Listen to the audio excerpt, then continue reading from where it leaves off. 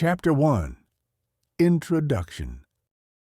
Among all the heroes of antiquity, whose names echo across millennia, few can rival Jason for the tragic grandeur of his fate. This is the story of how an exiled prince, stripped of throne and homeland, gathered the greatest heroes of his age and set out on a voyage that forever changed the ancient world. The story of how a youth raised by a wise centaur in mountain caves became leader of the legendary Argonauts and won the Golden Fleece, the symbol of divine power and royal authority. But it is also a story about the price of great deeds, how glory and might can become a curse, and how the greatest victories can mark the beginning of a fall. Jason embodies all the contradictions of the heroic age: nobility and cruelty, courage and cunning, love and betrayal. His path is a mirror reflecting the complexity of human nature, capable of soaring to the highest feats and plunging to the deepest lows. Chapter 2. Childhood and Exile. In the ancient city of Aeëtes, where the mountains of Thessaly meet the sea, King Aeson ruled, a wise and just monarch beloved by his people. His younger brother Peleus had always envied that love, that respect, that power which by right of primogeniture belonged to Aeson. Envy gnawed at his heart like rust eats iron, turning a once noble prince into a wily usurper. When Aeson's son Jason was born, the joy in the royal house knew no bounds. The infant came into the world under favorable stars, and seers foretold him a great future. Yet those very prophecies became a sentence for the little prince. Peleus understood that the rightful heir would be an insurmountable obstacle on his road to the throne. The conspiracy ripened in the hush of palace chambers, where the whisper of courtiers intertwined with the clinking of gold. Peleus moved carefully, methodically, gathering allies among discontented nobles and hired men. On a fateful day, when Aeson went to a sacred grove to offer sacrifice, his brother struck. The palace gates swung open to armed men who flooded the throne room with shouts and the clatter of weapons. Aeson was overthrown and cast into a dark dungeon beneath the palace, where stone walls swallowed his groans and prayers. But the queen managed to save her small son. In the night, before the city knew of the coup, she entrusted the infant to loyal servants with orders to carry him as far from Aeëtes as possible.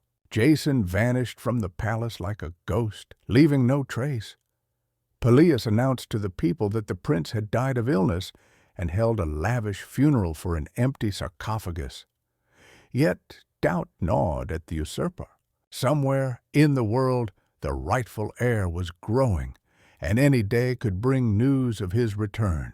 That uncertainty became a constant torment, poisoning every moment of his triumph. Chapter 3. Under Chiron's Tutelage.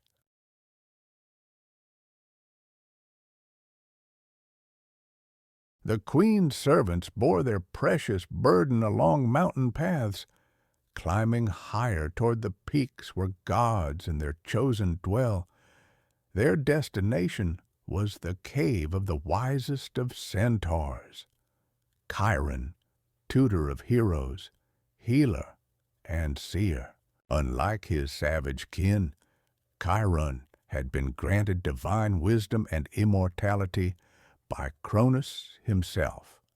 When the servants brought the basket with the infant to the cave, the old centaur was already waiting. His eyes, filled with ancient sorrow and boundless kindness, rested on the sleeping child's face. Chiron saw the future more clearly than the present, and knew what fate awaited this boy.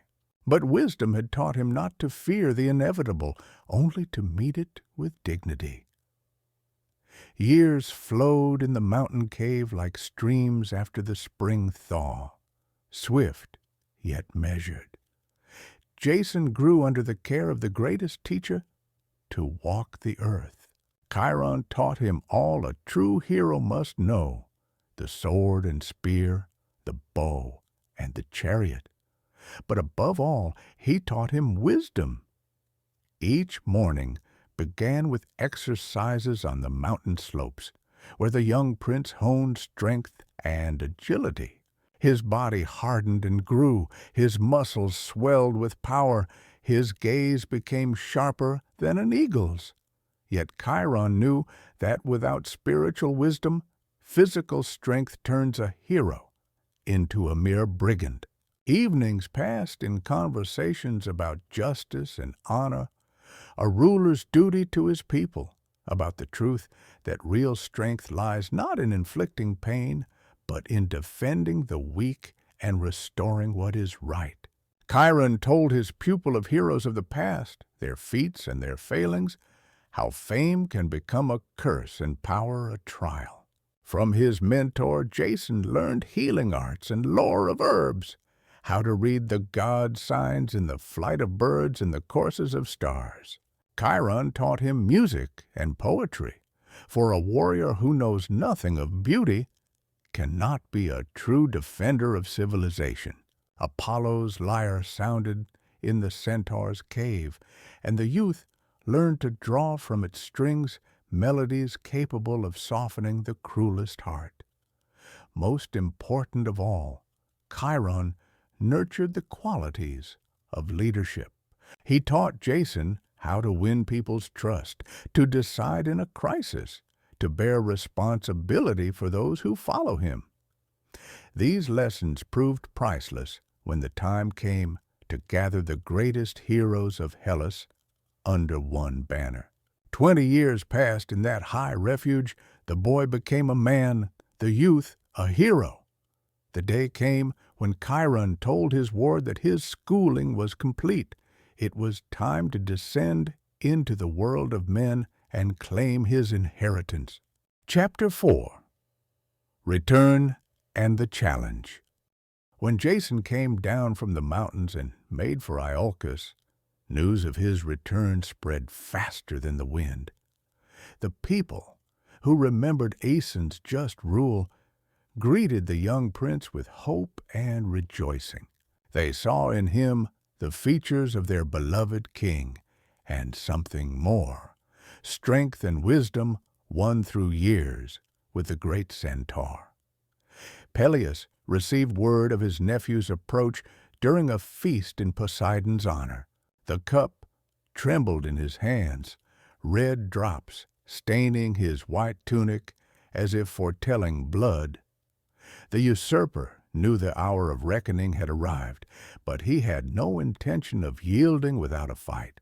Their meeting took place before the palace gates, in sight of all the people.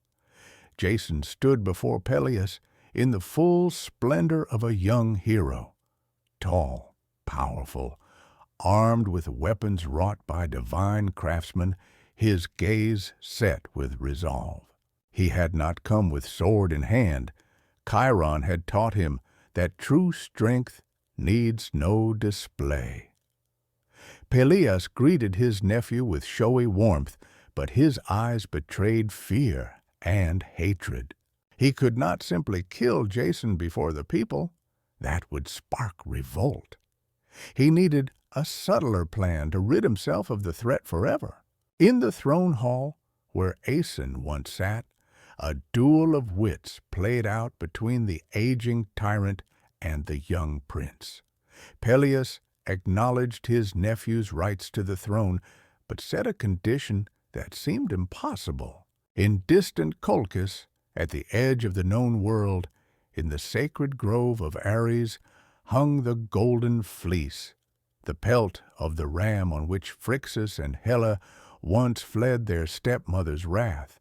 The Fleece possessed divine power and was held to be the token of lawful rule. He who won it would prove himself chosen by the gods and gain a claim to any throne in Hellas. Peleus proposed that Jason sail for this relic, well aware that the path to Colchis was filled with deadly perils, and that the Fleece itself was guarded by a sleepless dragon. But Peleus underestimated his nephew. Jason accepted the challenge without hesitation, for his years with Chiron had readied him for the greatest trials.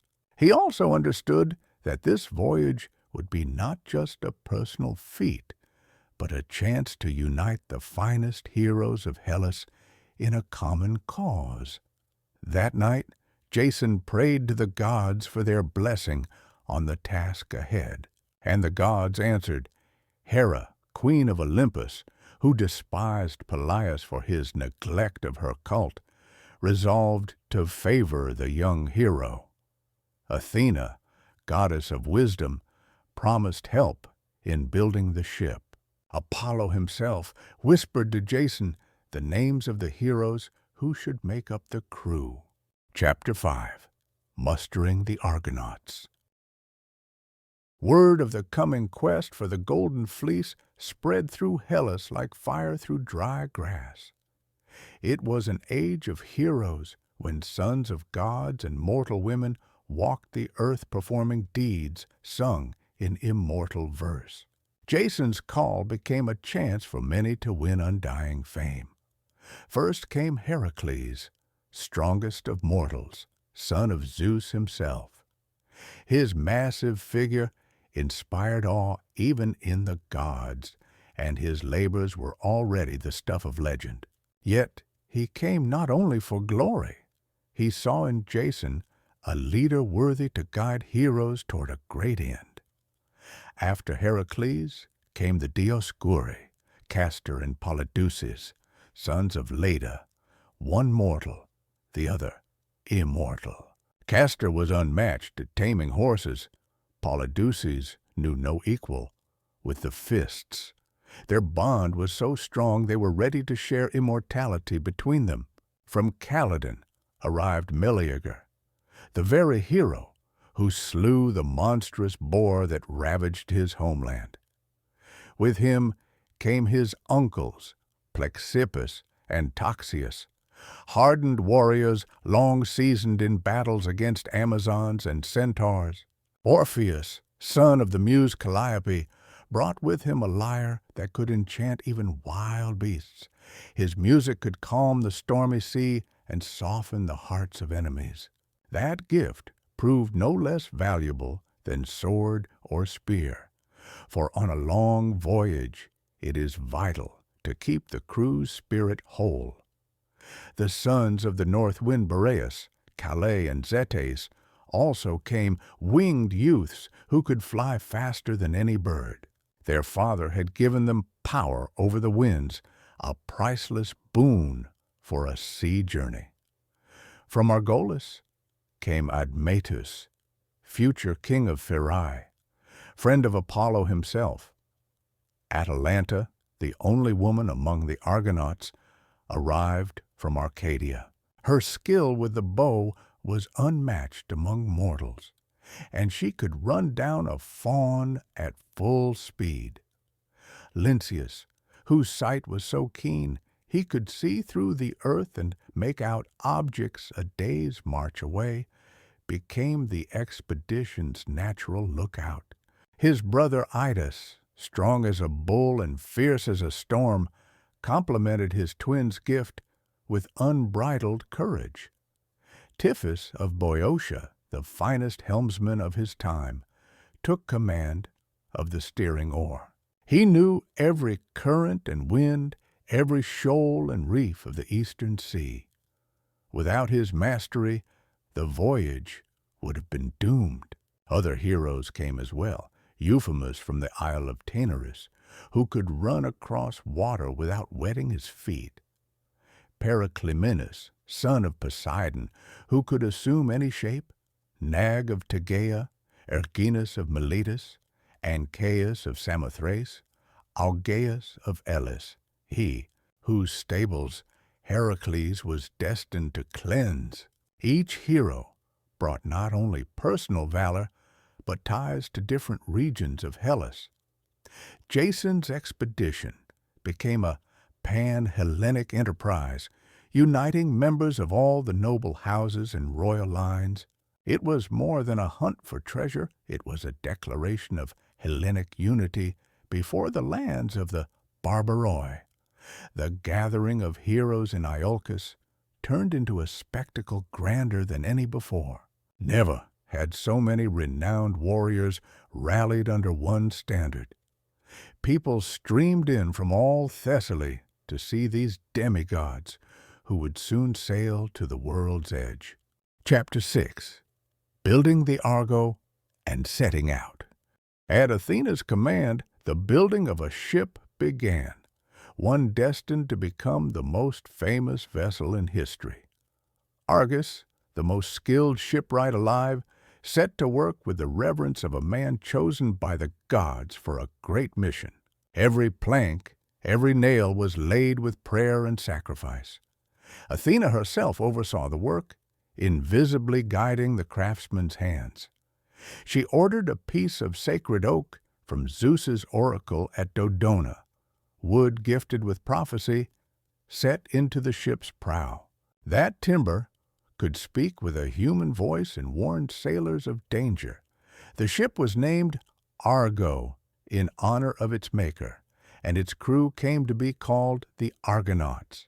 The vessel was 50 cubits long, with a high prow adorned with the image of a sacred serpent and mighty oars of ash. The sail was woven of the finest flax, the ropes twisted from the hair of sea nymphs. When the building was finished, Jason gathered all the heroes on the shore to offer sacrifices to the gods. Bulls and sheep were slain at the altars of Poseidon, Apollo, and Athena. Smoke rose to the heavens, carrying the Argonauts' prayers to the thrones of the undying. Orpheus sang a hymn invoking the gods' blessing on the voyage. His voice, accompanied by the lyre, was so beautiful the sea itself fell silent to listen. Even dolphins drew near the shore, enchanted by the Muses' son. At dawn, when Aeos opened the gates of the east and loosed the horses of Helios, the Argo was launched. The ship kissed the sea with a quiet splash, as if greeting its native element. The Argonauts took their places at the oars, and Tiphys grasped the steering oar. Jason was last aboard. He looked back at the shore, where all Iolcus had gathered to see the heroes off. Somewhere in the crowd stood his mother, whom he had not seen in 20 years. Somewhere, in a dungeon, his father Aeson lay in chains. Peleus watched from a high tower, secretly hoping the sea would swallow the ship with his detested nephew. Tiphys gave the signal, and 50 oars struck the water in unison. The Argo drew off from the shore, gaining speed with each stroke. Orpheus set the rhythm with song, and the heroes pulled to his melody. The ship skimmed the waves like a seabird, leaving a foaming wake astern. The first days passed in calm. The sea favored the Argonauts, wind filled the sail, the sun lit their course. The heroes came to know one another better, sharing tales of their exploits. Heracles spoke of battles with monsters. Orpheus sang of love and beauty. The Dioscuri praised the fidelity of brotherhood, but soon the first trials began as well. Near the island of Lemnos, a storm erupted that nearly smashed the ship against the coastal rocks. Only Tiphys's seamanship and Orpheus's prayers saved the expedition from destruction. This was a warning from the gods that the path to the golden fleece would be fraught with perils. Chapter 7. the Isle of Lemnos. When the storm abated, the Argo made landfall on Lemnos, which at that time was inhabited solely by women. A year earlier, tragedy had struck, as the Argonauts learned only after coming ashore. The women of Lemnos had angered Aphrodite by neglecting her cult, and the goddess sent a curse upon them. Their husbands lost all love for them and sought comfort with captive Thracian women. In answer to that humiliation, the women, led by Queen Hypsipyle, slew all the men in a single night. Only Hypsipyle spared her father Thoas, secretly sending him into exile. Since then, the island had become a realm of Amazons, where women ruled and defended their land. The appearance of the Argo off Lemnos roused mixed feelings among the women. On the one hand, they feared vengeance for the massacre. On the other, their hearts longed for male company. Hypsipyle, a beauty with golden hair and sea-green eyes, was the first to meet the Argonauts. Jason struck the queen with his nobility and rugged grace. In him, she saw not a conqueror, but a protector who might bring peace to her wounded isle. Passion flared between the Argonaut leader and the queen of Lemnos, threatening to delay the expedition indefinitely. The heroes found the company of such women pleasant after long days at sea. The Lemnian women welcomed them warmly, held feasts and festivals.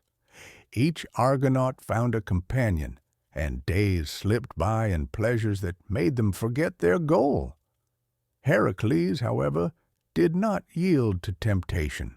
The mightiest of heroes knew that each day of delay carried them farther from the Fleece. Seeing his companions enmeshed in love, he decided to act. One morning, he gathered the Argonauts and reminded them of their oath and duty. His words had effect, though not all were ready to depart. Some were already thinking of staying forever and founding a new kingdom on Lemnos. But Jason, despite his feelings for Hypsipyle, understood that duty outweighed personal happiness. The parting was painful. Hypsipyle stood long on the shore, watching the ship recede. She knew she would never see Jason again, but in her heart remained the memory of those brief days when love lit her life. The Argonauts left Lemnos enriched not only with new experience, but with the understanding that on the road to a great goal they would face not only outer foes, but inner temptations. Love and duty, these two forces would follow them to journey's end, sometimes helping, sometimes standing as an immovable obstacle. Chapter 8. Trials of the Way. Leaving hospitable Lemnos, the Argonauts steered toward the straits dividing Europe from Asia. Ahead lay trials that would demand not only courage, but wisdom, not only strength, but unity of spirit. The path to the Fleece ran through lands ruled by other gods and other laws. The first severe trial awaited them on the Mysian shore, where they lost Heracles and his faithful companion, Hylas. The youth went to a forest spring to fetch water, where naiads, water nymphs smitten with his beauty, saw him. They drew the boy down into their underwater realm, and he vanished forever. Maddened with grief, Heracles rushed, searching for his beloved. He tore down trees, overturned stones, called Hylas, until his voice broke. But the boy seemed to have dissolved into air. Meanwhile, the Argo had to move on, for a fair wind waits for no one. With heavy hearts, the Argonauts left Mysia without the mightiest of heroes. It was the expedition's first loss and it weighed on the crew's spirits. Many began to doubt success. If even Heracles could not withstand Nymph's guile, what awaited the rest in the land of Colchis? Orpheus sang sad songs about the fleeting nature of heroic fame and how the gods play with mortal fates.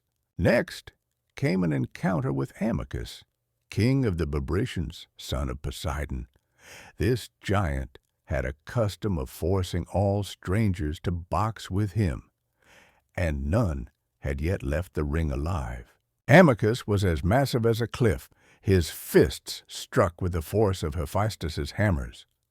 Pollux, Polydeuces, son of Zeus and peerless boxer, accepted the challenge. The battle of a sea god's son and a sky god's son took place on a sandy shore by the very sea, ringed by the roaring Bebrycians.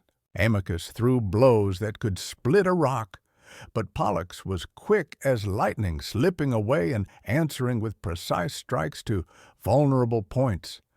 They fought until sunset, until skill at last overcame brute strength. Pollux landed the decisive blow to the giant's temple, and Amycus crashed to the sand like a felled tree. The Bebrycians wanted vengeance, but the Argonauts closed ranks for their comrade, and the barbarians dared not attack Hellenic heroes. Farther on lay the home of King Phineus, a blind prophet punished by the gods for revealing the future too clearly. Harpies, loathsome beings with birds' bodies and hags' heads, tormented Phineus constantly, befouling and snatching his food with their stinking breath. Calais and Zetes, the winged sons of Boreas, offered to free the seer from this plague. When the Harpies swooped upon Phineus's table, the brothers took to the air and engaged them in a sky chase. Long did they pursue them over the waves until the Harpies swore never to approach Phineus again. Grateful, the prophet revealed the secrets of the way ahead. He warned them of the Symplegades, the clashing rocks, which crashed together with thunder, smashing anything that tried to pass between. He told how to overcome them and foretold that their venture would succeed, but that the price of success would be very high. Chapter 9. The Symplegades. The Symplegades, the clashing rocks, were the most dreaded obstacle on the road to the Pontus Euxinus. Driven by an unknown force, those towering cliffs surged together and apart, with a roar heard for many stadia. Sea foam boiled between them in white fountains, and the shattered hulks of ships that dared this way littered the strait's floor. Following Phineus's counsel, the Argonauts released a dove to fly through first. If the bird passed unharmed, the ship could also slip through. The dove shot toward the rocks just as they began to part. The cliffs crashed together, but the bird made it through, losing only a few tail feathers. It was a good sign. Tiphys swung the Argo about and readied for the most perilous maneuver of his life. The oarsmen braced, knowing their harmony would mean life or death. Athena invisibly touched the stern, lending the ship added speed. The cliffs began to open, and Tiphys gave the signal. 50 oars lashed the water at once, and the Argo lunged forward like a loosed arrow. Orpheus raised a battle song to set the stroke, his voice loud enough to drown even the cliff's thunder. The ship shot into the channel at the precise instant of widest opening. But within a heartbeat, the massive walls began to close again. The Argo raced between them, the rock faces on either side drawing inexorably together. It was the most terrifying moment of their lives. The rocks nearly met, while the ship's stern had yet to clear. Only Athena's intervention saved them. the goddess gave the Argo a push, and the vessel burst from the death trap. The cliffs slammed shut with a crash, snapping off only a piece of the stern's ornament. That was the last motion of the Symplegades. By the will of the gods, the rocks froze forever apart, opening a route for future sailors. The Argonauts were the first and last to brave that ordeal. Their feet opened the Black Sea to all Hellenic ships. Behind them lay the Strait. Before them spread the Pontus Euxinus, the hospitable sea, in truth full of perils and fierce tribes. But the worst was past. The Argonauts had proved that acting as one and keeping faith, they could overcome any obstacle. Chapter 10. The Land of the Colchians. The Pontus Euxinus greeted the Argonauts with leaden waves and piercing winds. This sea showed no pity to strangers. Other gods held sway here, other tongues were spoken, and customs honored that seemed barbaric to the Hellenes. Yet here, on the eastern shore of this harsh sea, lay Colchis, the realm where grew the sacred oak bearing the golden fleece. The coasts they passed were peopled by warlike tribes. Here lived the Chalybes, peerless smiths who first learned to work iron. Their swords were keener than razors. Their spearheads pierced any shield. The Amazons of the Thermodon ruled cities where men were slaves and women warriors. The farther east they sailed, the wilder the lands. Mountains touched the clouds.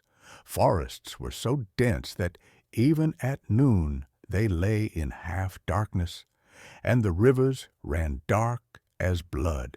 Beasts unknown in Hellas roamed these woods, huge bears with snow-white fur, wolves as big as calves, birds with steel-hard feathers. At last the mouths of the Phasis appeared, Colchis's chief river.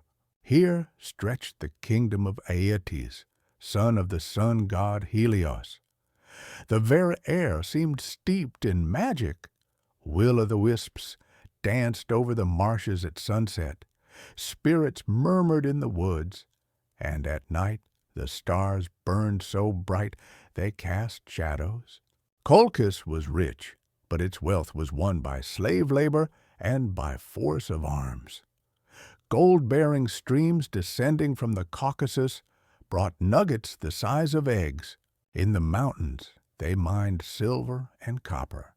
In the forests they gathered rare herbs and roots with healing and magical powers. King Aeëtes was a mighty sorcerer who had inherited not only his throne, but the knowledge of hidden arts. His palace stood on a high hill encircled by a basalt wall. The towers were crowned with golden discs that gleamed like little suns in the light. Aeëtes had 2 children by different wives. His son Apsyrtus was marked by cruelty and guile, having inherited the worst of his father's nature. His daughter Medea possessed even greater powers than the king himself.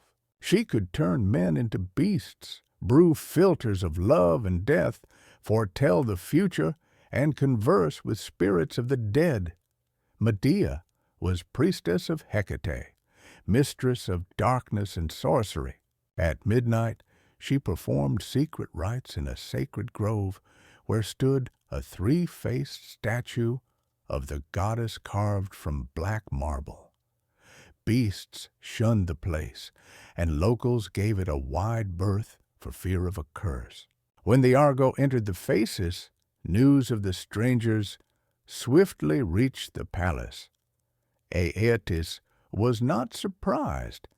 They say his powers let him see what is to be, and he knew that heroes from over the sea would come for the fleece. But to know and to be ready are not the same. Chapter 11. Meeting Medea. In the very moment the Argo touched the shore of Colchis, Fate began to weave new threads binding gods and men, love and death, triumph and tragedy. Aphrodite and Hera, who had watched the Argonauts' voyage from Olympus, judged it time to use a weapon stronger than any sword or spear, the weapon of love.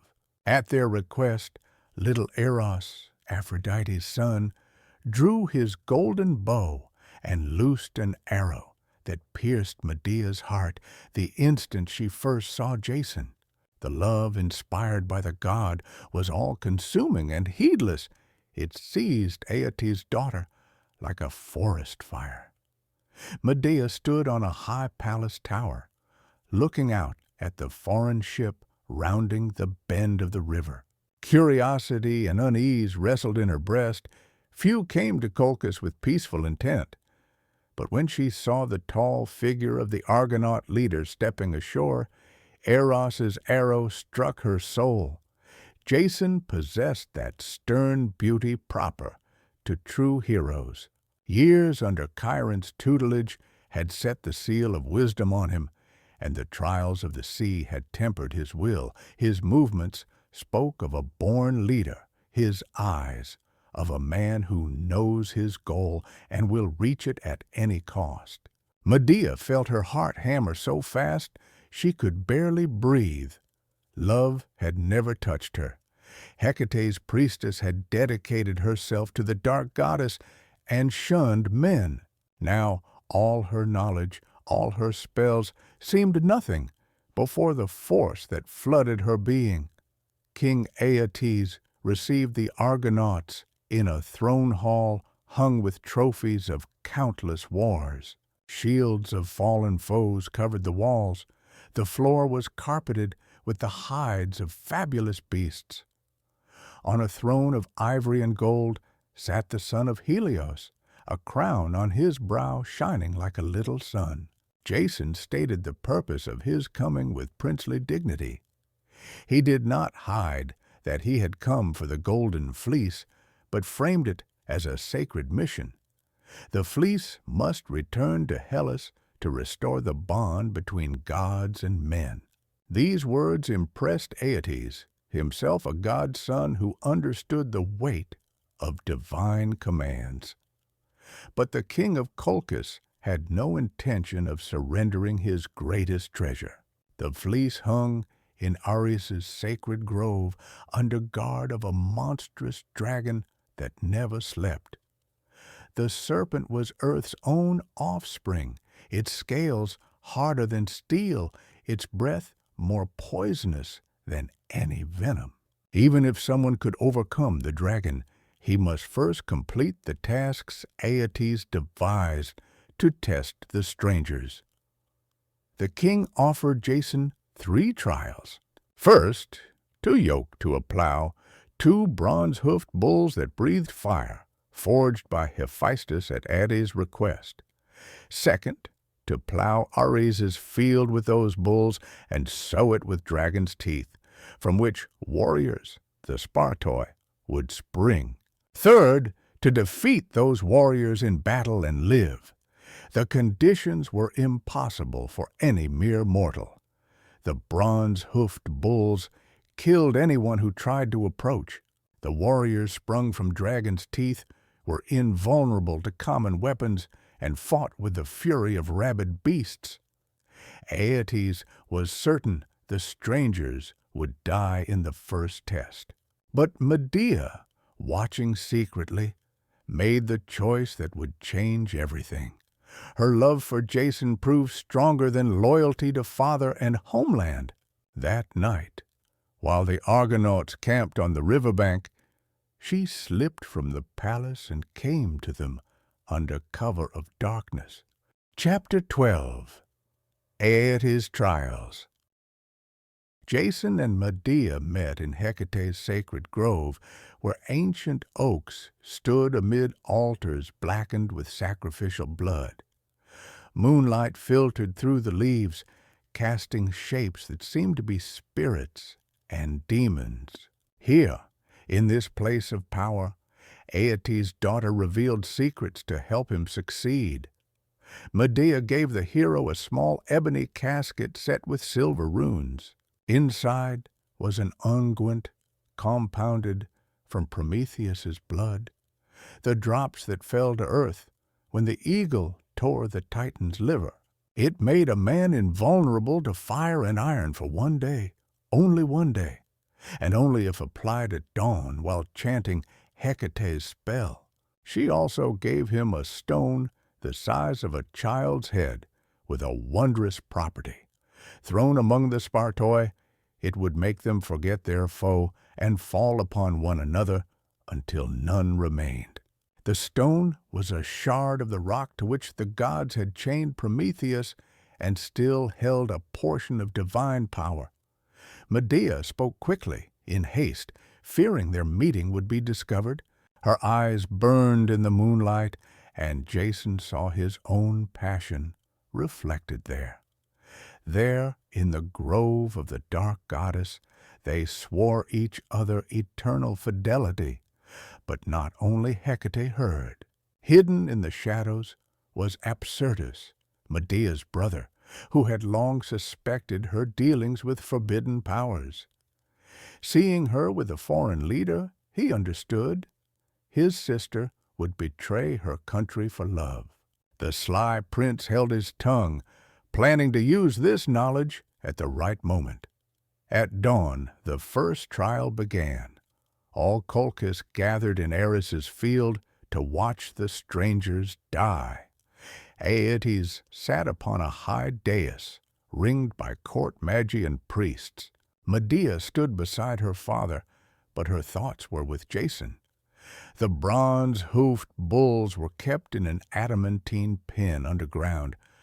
When they were loosed onto the field, the earth shook beneath their tread. Hephaestus had made those monsters from bronze and steel.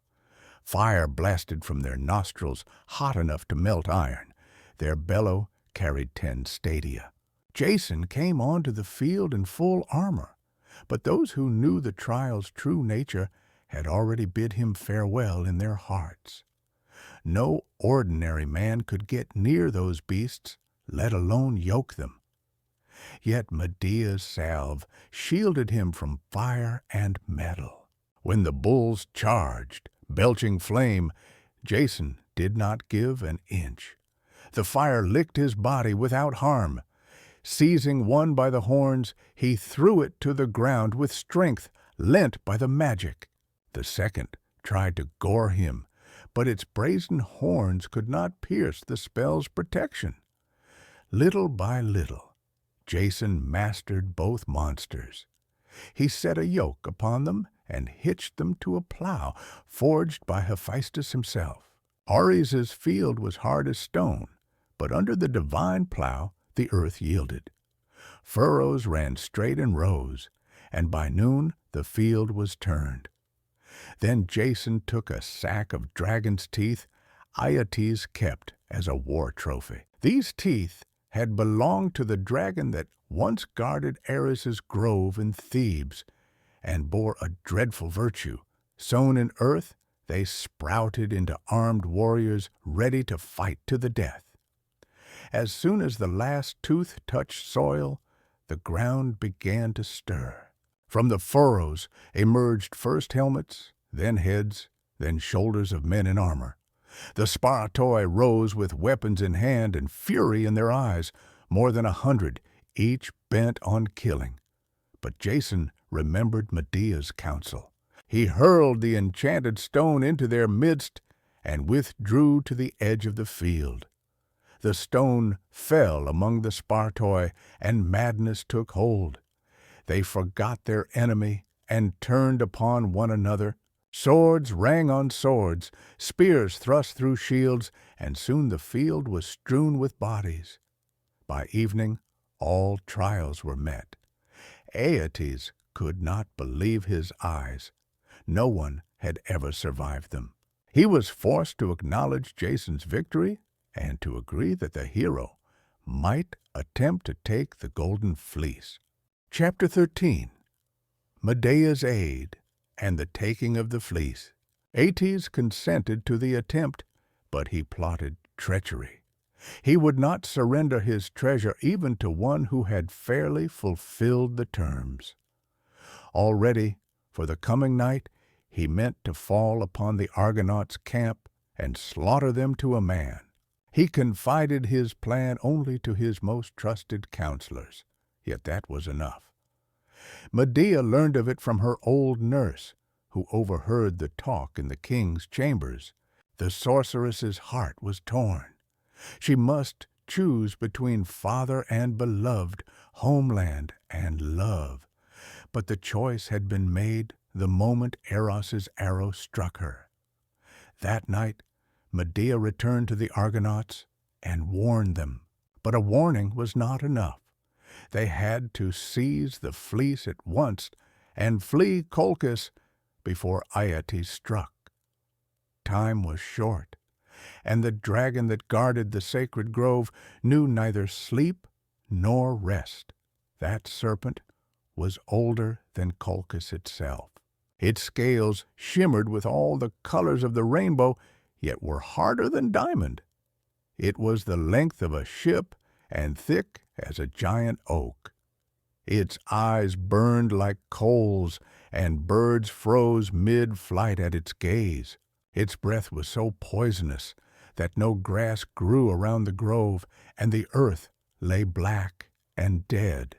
But Medea knew a secret that could lull even this monster. In a deep cave where she worked her rites, she kept water from Lethe, the river of forgetfulness in Hades. A few drops mixed with mandrake sap and bat's blood could cast any creature into sleep. She prepared the draught and led Jason into Ares's sacred grove. The trees were so ancient they remembered the time when the gods first descended from Olympus. In the center stood a colossal oak bearing the golden fleece. Even by moonlight it shone with its own radiance, as if woven of sunlight. At the foot of the oak, the dragon lay coiled.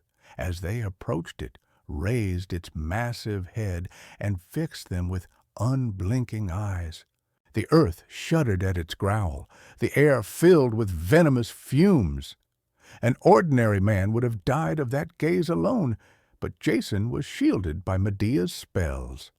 The enchantress began to sing an ancient song, calling spirits of sleep and oblivion.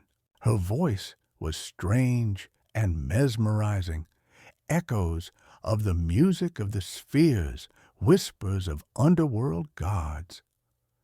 The dragon listened, and its lids grew heavy.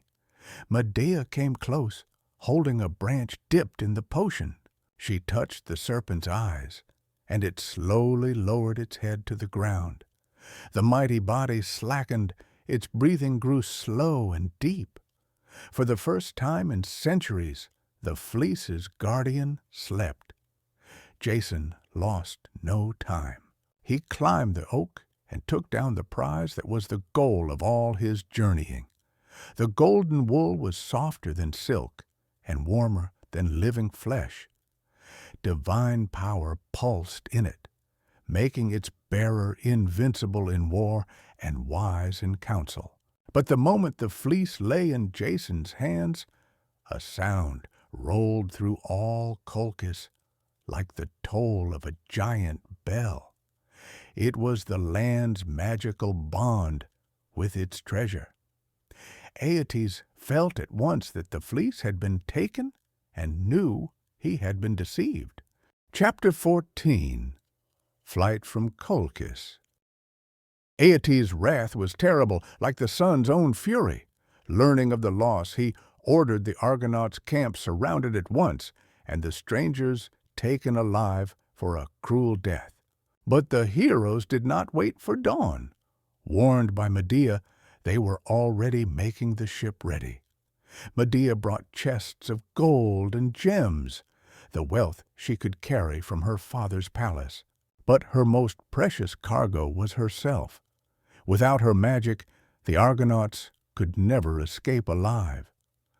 The royal ships were faster than the Argo, and local sailors knew every shoal and reef. At first light, when the guards discovered the empty camp, the Argo was already leaving the Phasis for open water.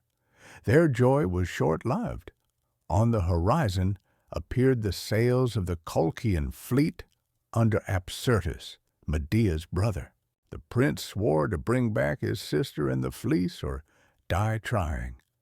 The pursuit lasted many days.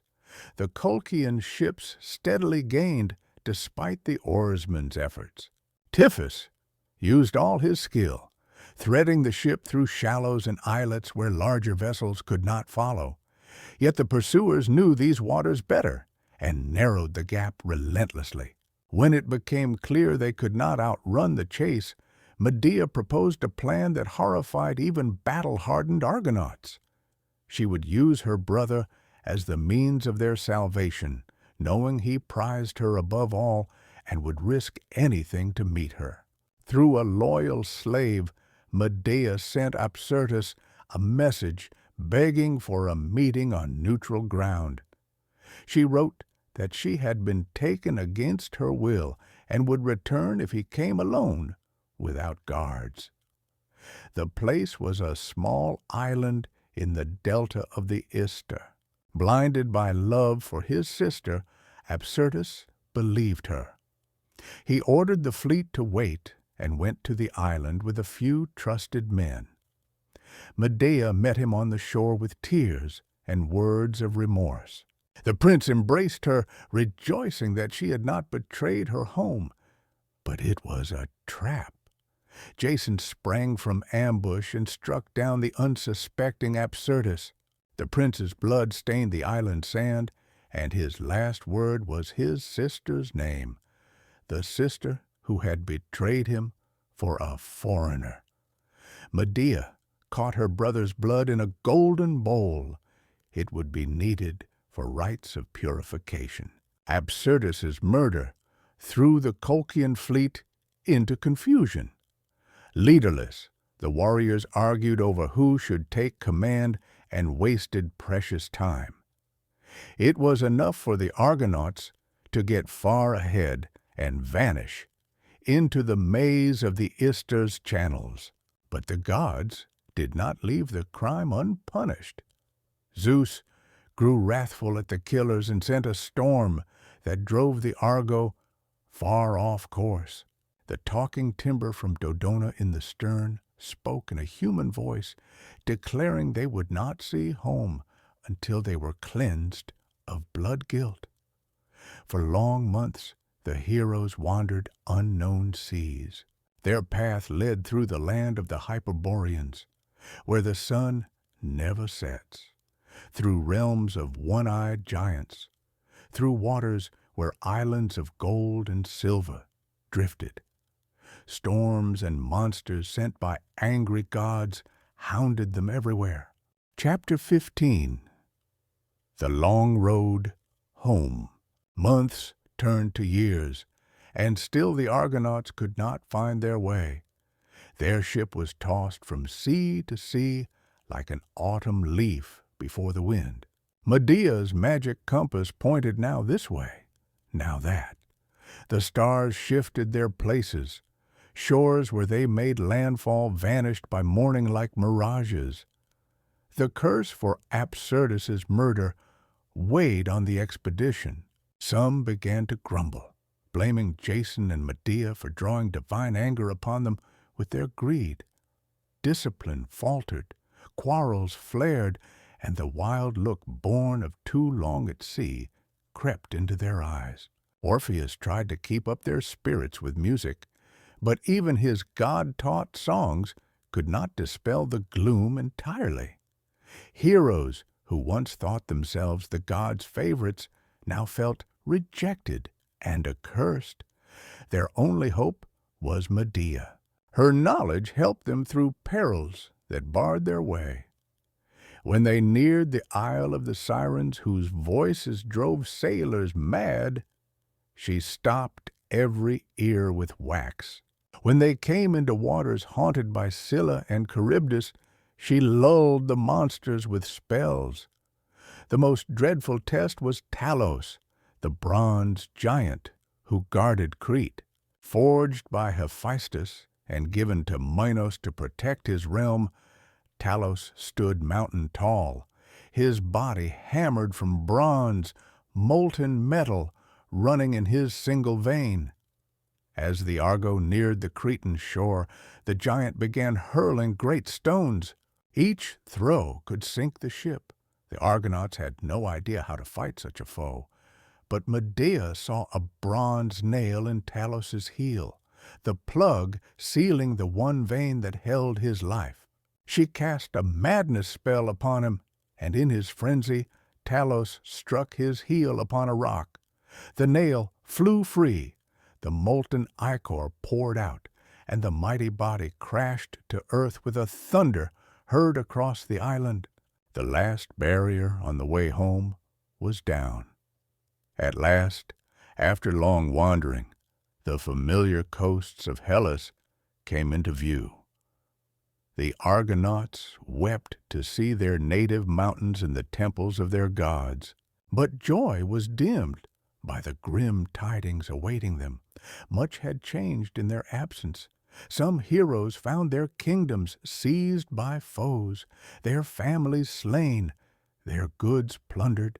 Those who set out as young men returned mature, having lost their best years roaming foreign seas. Little by little, the Argonauts went their ways. Each hurried home to learn what fate had met his own during the long absence. The great expedition that had begun with such hope ended in disillusion and grief. Yet the golden fleece had been won, and that meant Jason could claim the throne of Iolcus. With Medea, he set out for his native city to demand that Peleus keep his promise. In the hero's hands was antiquity's greatest treasure, proof he was favored by the gods. Chapter 16. Return and Revenge. Iolcus did not greet Jason with jubilation, but with wary reserve. In the long years of his absence, Peleus had secured his rule, surrounded himself with loyal guards, and convinced the people that his nephew had perished on distant seas. The hero's return with the golden fleece was an unwelcome surprise to the usurper. Peleus had aged but not lost his cunning. He met Jason with showy warmth, held a feast in his honor, praised his deeds, but in his heart he planned how to rid himself of the inconvenient heir. Murder was impossible. Jason had the people behind him and a powerful sorceress at his side. Medea immediately saw the king's true intent. Her powers let her read minds, and she knew Peleus would never yield the throne willingly. Worse, she learned a terrible thing. Aeson, Jason's father, had died in captivity shortly before their return. The old king had missed his rescue by mere months. The news struck Jason like a blow. All his feats, all the expedition's suffering, were for nothing. He had not saved his father. Grief blended with thirst for vengeance, and he was ready to do anything to punish his father's killer. Medea proposed a revenge as cunning as it was effective. She knew Peleus had daughters who loved their father and would do anything for his good. She would use that love. Disguised as an aged priestess of Artemis, Medea came to the palace and asked to see the princesses. She told them of a wondrous elixir that could restore youth to anyone, no matter how old and frail. To prove it, she brought in a decrepit ram, and before their eyes cast it into a cauldron of boiling water. After she added various herbs and spoke spells, a lively young lamb leapt from the pot. The king's daughters were astonished and begged the priestess to teach them the secret of eternal youth. Medea agreed, but on condition that the rite be performed in strictest secrecy at night, when none could interrupt. She gave the princesses herbs supposedly essential to the brew, though in truth they had no power. Common plants from the palace garden. At the appointed hour, Peleus's daughters crept into their father's chambers with knives and a cauldron. The old king slept, suspecting nothing. Moved by love and the desire to make him young, they slit his throat and cut his body to pieces, casting the parts into the boiling water.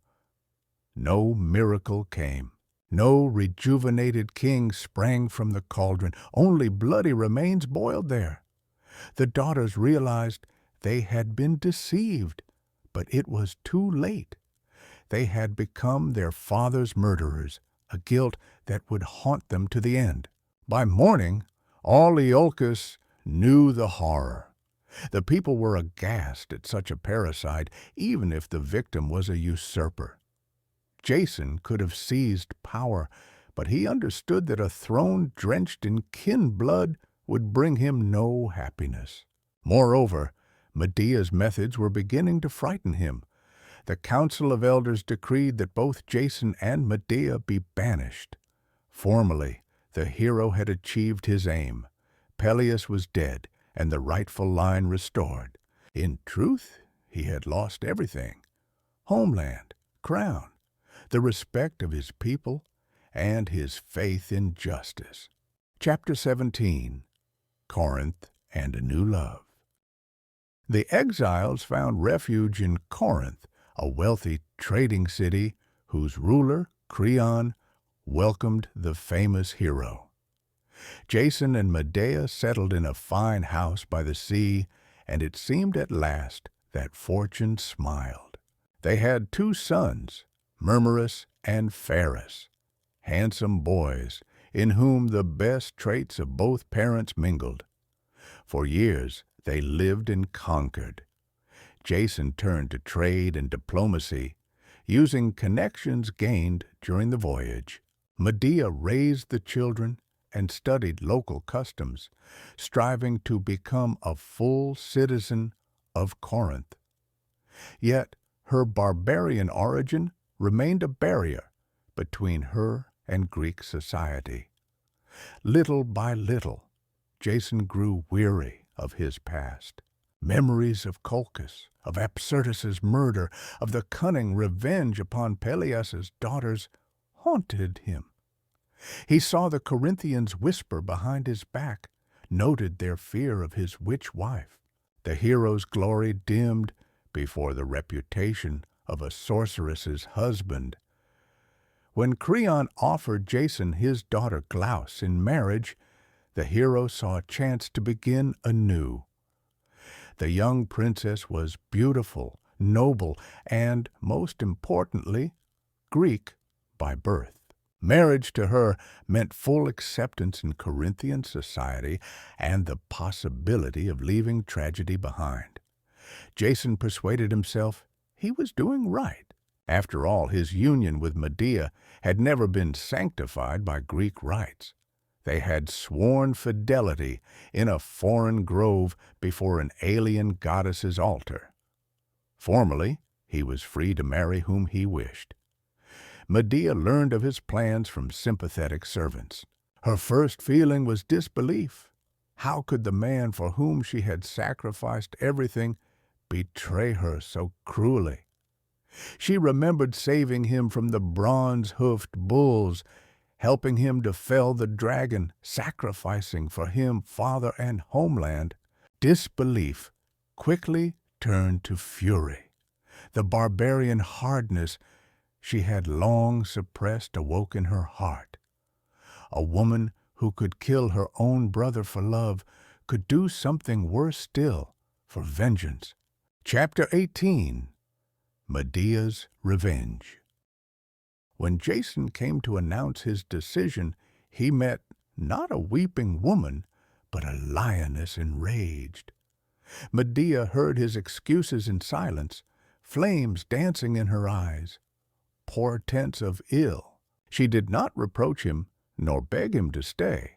The pride of a Colchian princess would not allow her to abase herself.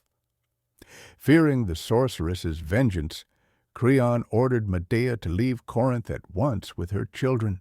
He granted her a single day to make ready. After that, she must quit the city forever. The king knew Aeëtes' daughter's power and would not risk his child's life. But a day is a long time for such a witch. In that span, one can prepare a vengeance worse than death.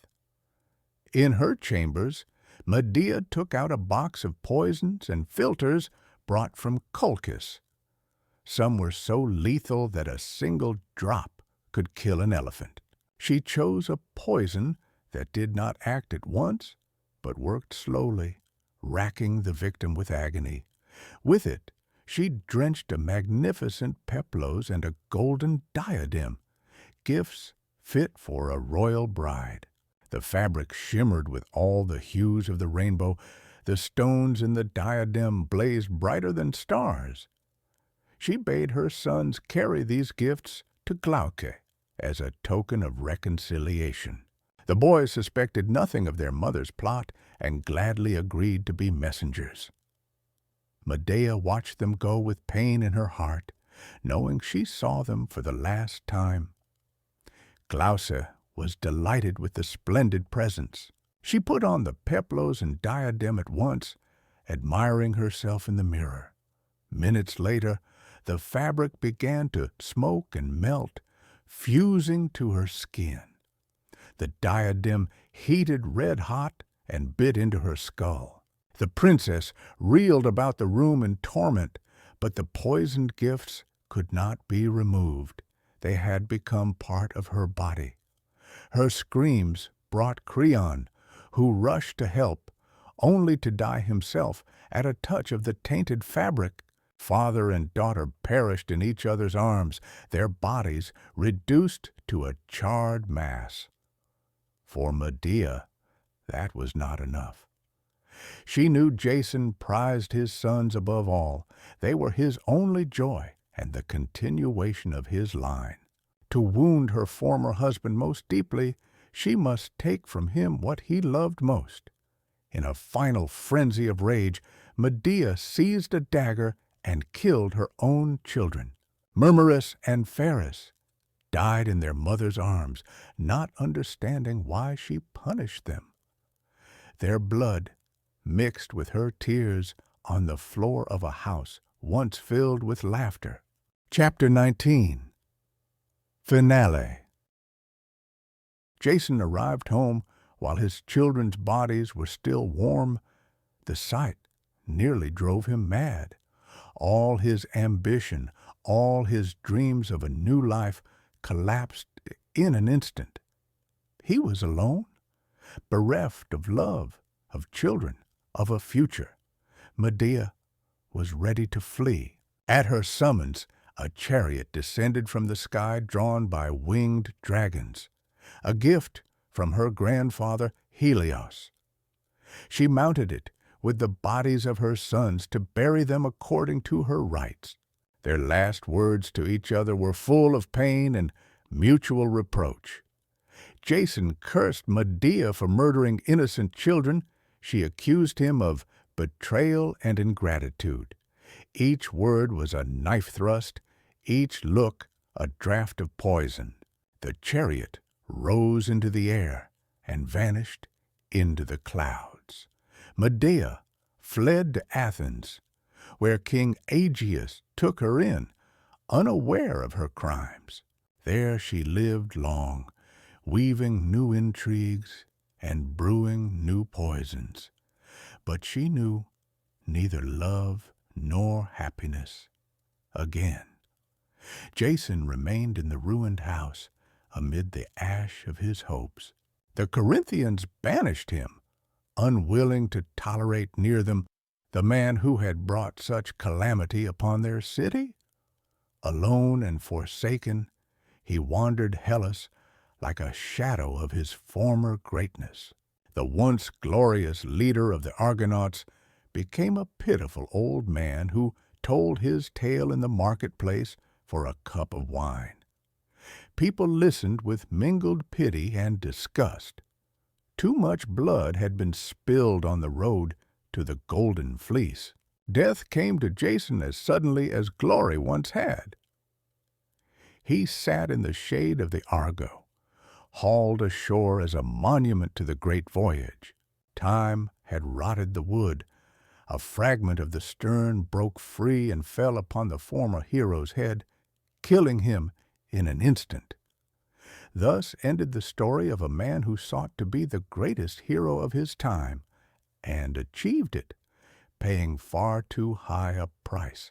The Golden Fleece that had cost him everything was lost before his death. No one knew where it had gone. Chapter 20. Afterword. Jason's story became a warning to future generations of heroes that great deeds demand great sacrifices, and that those sacrifices are not always justified by the end. In the quest for glory and power, it is easy to lose what truly matters: honor, love, humanity. The Argonauts scattered across the world, each to his fate. Orpheus descended to the underworld for his beloved Eurydice, and was torn apart by Maenads. Heracles completed his 12 labors, yet knew no peace, until he ascended Olympus. The Dioscuri became stars that guide sailors in a storm. But the memory of the great expedition lived on in the songs of Aeëtes and the tales of the old. The gods set the Argo in the heavens as a constellation, so that people would remember forever the time when heroes joined for a common cause and did the impossible. The voyage for the Golden Fleece opened the Hellenes' path to the Pontus Euxinus, beginning the colonization of the Black Sea coast. Cities founded by the Argonauts' descendants became centers of trade and culture, binding east and west with firm ties. The Golden Fleece itself became the symbol of an unattainable dream, the goal worth seeking, even knowing the price may be too high. In every generation, there were those ready to set out in search of their own Golden Fleece, risking all for a phantom hope of fame and immortality. Thus, the story of Jason turned from the tale of one man into an eternal myth about human striving, the cost of glory, and the truth that real wealth is not gold and power, but fidelity, love, and honor.